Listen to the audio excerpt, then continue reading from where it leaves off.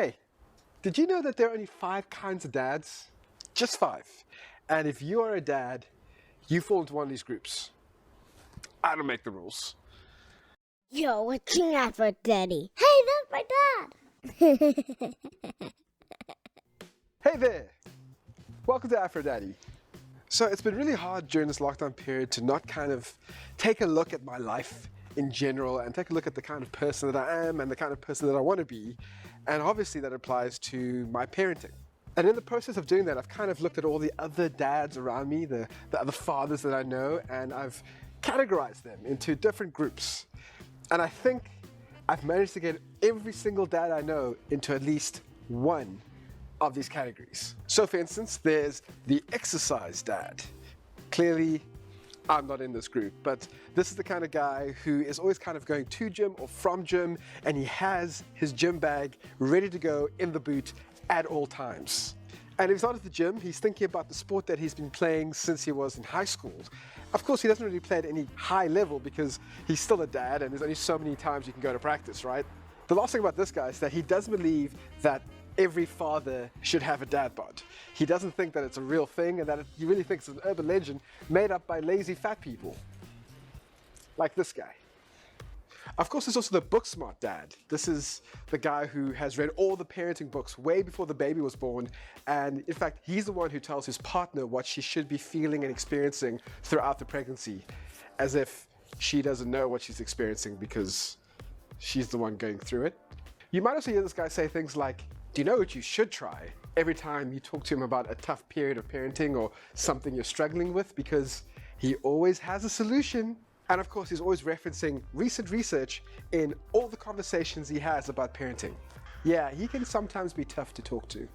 The next dad is probably the polar opposite of the book smart dad. He's the fatherhood doesn't have to change anything dad. So this guy thinks he can still kick it with all of his friends who don't have children yet. You know, he should be out there Friday and Saturday night partying and having a good time. That's what he thinks. The reality is very different because he still might be a good dad. And that means that by 10 p.m. he's pretty much tired and ready to go just as the party is really getting going. This dad is always trying to prove that he's young and with it. You know, he's the kind of guy who might be on TikTok and only gets like 1 or 2 views per video because it's not very good. Because the fact is, keeping up with modern times and modern styles and modern fashion is exhausting when you're a dad. But somehow, he doesn't give up. Dad number 4 is the you'll understand one day when you become a dad. This guy became a dad like a week ago and all of a sudden has this worldly wisdom. Like he's downloaded all of philosophy into his brain the moment he became a father.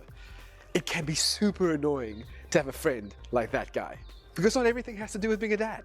I mean, can you imagine someone being a dad for like a year and starting a YouTube channel about being a father and giving advice to other parents? What does something like that know? Fool. And then of course the last dad is the my kid is going to play for my favorite sports team one day dad. This dad's easy to spot because he's taken his obsession for a particular sports team and is trying to transfer it onto his child. The kid is always kitted out in that particular sports team's kit. And I wouldn't say that he's manipulating his child to do one thing, but he's definitely trying his best to suggest that if the child was going to play a sport, it would be the sport that his favorite sports team plays. And if he was going to be good at the sport, well then you should really think about playing for that particular team one day. Shameless. Okay, so look, I kind of lied at the beginning of the video. Obviously there aren't only 5 types of dads because you as a father can have the characteristics of all of those different dads or a combination of those characteristics, or you can have characteristics as a father that I haven't even mentioned yet because get this, there are as many types of dads as there are dads. Every dad is unique. We're not one monolith. Okay, this was maybe a bit of a sneaky bait and switch, but the point I'm trying to make is we need to stop talking about dads as if all of us are exactly the same. And I'm not even talking about people who lump absent fathers and present fathers and good dads and bad dads all together. That is a whole separate issue, which is a big problem. I'm just talking about people who think that all good dads look the same. The reality is, I bring all of my life experiences and history and uniqueness into being a father, and I use those experiences to make me a better dad. No one else has had those particular combinations of experiences in history, so therefore they can't be a good dad in the way I'm a good dad. But that doesn't mean that other dads who father differently to me are bad dads. That would be crazy. That would mean that I am the dad that all other dads should look up to, which would be a mistake. So for example, you can have a guy who was a complete jock in high school, so not me. Someone who was really into exercise and health and wellness. And when that man becomes a father, he can use all those experiences to show his children that he cares for them. He can use everything that he knows about that specific part of life to connect with his children and to create a safe and happy environment for them. Now, would a man like that have areas of parenting that he would have to work on and really get out of his comfort zone to do better? Yeah, obviously. Just like I have to do that too. In fact, that's a lot of the kind of stuff that we talk about in the Ask Aphrodite podcast. It's the podcast that I host with a whole bunch of different people where we talk about parenting and fatherhood and all of the issues that surround that. And you should be listening to that. The best way to do it is to go onto Apple Podcasts or Spotify or Stitcher or Google Podcasts or onto aphroditeonline.com. Download the latest episode and subscribe, and obviously tell everyone else about it, because the more people that listen to it, the more people that get to know it, and the better the podcast does. It would really help me a lot. So I guess what I'm trying to say, besides the fact that you need to subscribe to the Ask Aphrodite podcast, is two things. Firstly, just because someone fathers or parents differently to the way you do it, doesn't mean that they're doing it wrong. I think it's very easy for us to be a bit judgy around the way people are fathers and the way they parent their own children, and we need to tread lightly there, because we're bringing a lot of our own stuff in, a lot of our own assumptions, and a lot of our own worldviews into making that judgment call, and that doesn't necessarily make us right.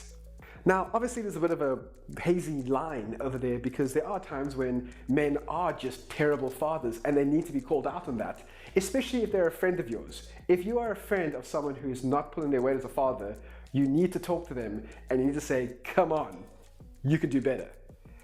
Where that line is, I'm going to leave it up to you, because that is very dependent on the situation. The second point was really the thing that got me thinking about this whole subject in the first place. Father's Day is coming up. The 21st of June, which is a Sunday, is Father's Day. And for the next couple of weeks, you're going to see a lot of ads that kind of lump all dads together into one big box. Those ads are going to tell you that all dads love to braai, love watching sports, love drinking beer, probably don't really know how to look after their house properly, kind of don't know what's going on with the kids, or are completely absent. And in increasing order of awfulness, those ads are wrong. Not all dads fit into those little boxes. Now, don't get me wrong, it's completely fine if you are the kind of dad that likes to braai and drink beer and watch sports, because that's what I'm like. And if that's wrong, I don't want to be right. But even if the dad you're thinking about does like those things, it doesn't mean that's all he's about. Dads are as complex as anyone else. We have vast amount of interests. We like to do different things. We have a lot of things that we are passionate about. It's not just sports, braaiing, and beer. But I would just like to emphasize that those three things are great. Look, if you are someone who runs a small business or an ad agency or someone who's doing some sort of big Father's Day promotion this year, can I just ask you to think a little bit wider than what you're currently doing when it comes to dads? We are more than just one thing. Can I ask you just to think about the dads who like to read or cook or game, or who love their pets, or who love going for walks, or who like to do all the things that fathers like to do. Just be a little bit more open. And if you're someone who's looking to spoil the special dad in your life, firstly, thank you so much for doing that. It's really appreciated.